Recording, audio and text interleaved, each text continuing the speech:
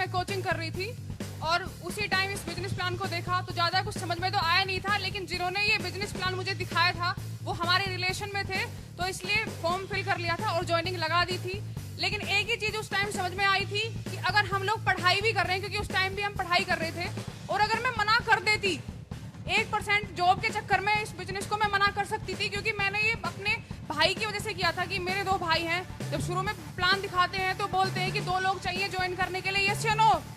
तो मैंने भी सोचा था एक मेरे ताऊ जी का लड़का है और एक मेरे मामा का लड़का है, दोनों मेरे कहने से आ जाएंगे, लेकिन वो लोग आज तक भी मेरे साथ इस बिजनेस में नहीं है। अगर मैं उनकी बात मानकर मना कर देती तो ये फंक्शन तो आज भी हो रहा होता, सर का सम्मान तो आज भी हो रहा होता, लेकिन मैं कहाँ होती, मैं तो यहाँ नहीं होती। लेकिन मुझे एक ही चीज समझ में आई,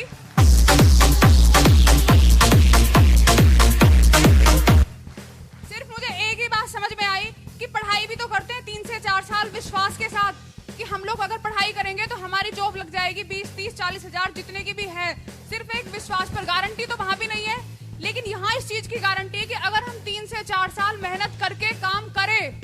3 से 4 साल मेहनत करके अगर हम काम करें तो हम यहाँ से डायमंड बन सकते हैं और 8 लाख की जो मंथली इनकम है वो हम यहाँ से पा सकते हैं। एक यही मेरी बात समझ में आई कि बिजनेस है, अब भी होगा, डाउन भी होगा, लेकिन वहां भी तो काम कर रहे हैं दूसरी फील्ड में भी, और इतना मुश्किल तो नहीं है कि हम लोग यहाँ नहीं कर सकते। तो एक दूसरी बात सर ने ये बताई थी कि जितनी भी मैंने वीडियो देखी या जिस भी डायमंड की स्पीच सुनी, उसमें सिर्फ एक चीज कॉमन थी कि उन्होंने जब से बिजनेस ज्वाइन किया था और आज तक उन्होंने कोई ट्रेनिंग और सिस्टम को मिस नहीं किया। सिर्फ यही कमिटमेंट किया है खुद से कि जब से मेरी ज्वाइनिंग हुई है और तब से लेकर आज तक, चाहे मैं मेरठ में हूँ या बाहर कहीं हूँ, संडे का प्लान और फ्राइडे की ट्रेनिंग आज तक मिस नहीं की, और उसी ट्रेनिंग और उसी वेन्यू फंक्शन को अटेंड करते करते आज मैं यहाँ तक पहुंच गई। सारा क्रेडिट इस सिस्टम का है। इसमें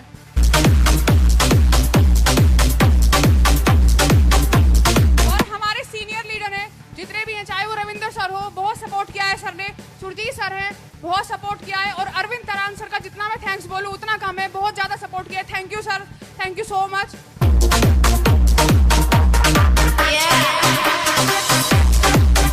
और जैसा कि प्राची भाभी ने बताया था कि इतने सारे भाई मिले हैं यहाँ पे, तो हम लोग अभी हाल की बात है, एक दिन एक के घर में प्लान दिखाने के लिए गए थे, तो रात का टाइम था करीबन 10 बजे। वो एक फौजी की वाइफ थी, उसने कहा कि आप कर सकती हो, आप कर रही हो, लेकिन हम तो 4 बजे के बाद घर से बाहर ही नहीं निकलते क्योंकि माहौल नहीं है, आसपास का माहौल बहुत खराब है, जो भी काम करते हैं वो दिन में करते हैं और शाम को घर आ जाते हैं।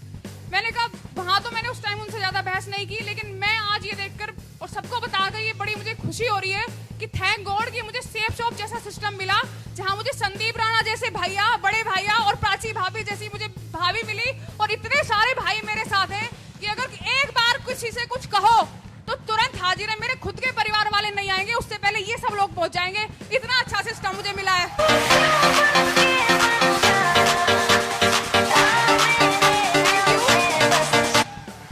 सारे के सारे छोटे भाई बड़े भाई की तरह मैं सभी का नाम तो नहीं ले सकती, लेकिन गौरव है, ऋतिक है, करण है, अनिल भैया है, विवेक भैया है, जितने भी सारे लोग हैं, सारे बिल्कुल छोटी बहन और बड़ी बहन की तरह मानकर मेरे साथ काम कर रहे हैं। और कमिटमेंट तो यही है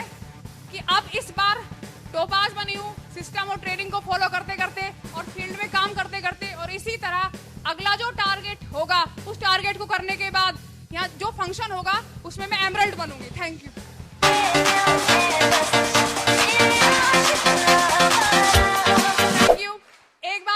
एक बार मेरी कृष्णपाल सर से बात हुई थी रविंदर सर के थ्रू, तो सर ने पूछा था कि टोपाज कब बनोगे, मैंने कहा सर फरवरी में। गाड़ी कब लोगे, मैंने कहा सर फरवरी में। तो 1-2 चीज उन्होंने और पूछा, उन्होंने कहा, मैंने कहा सर फरवरी में। बोले शादी भी फरवरी में करेंगे। तो मैं ये कहना चाहती हूँ कि फरवरी में नहीं, मैं अपनी डायमंडशिप 19 जून 2020 में, जिस दिन मेरे मम्मी पापा की एनिवर्सरी है, मैं उस दिन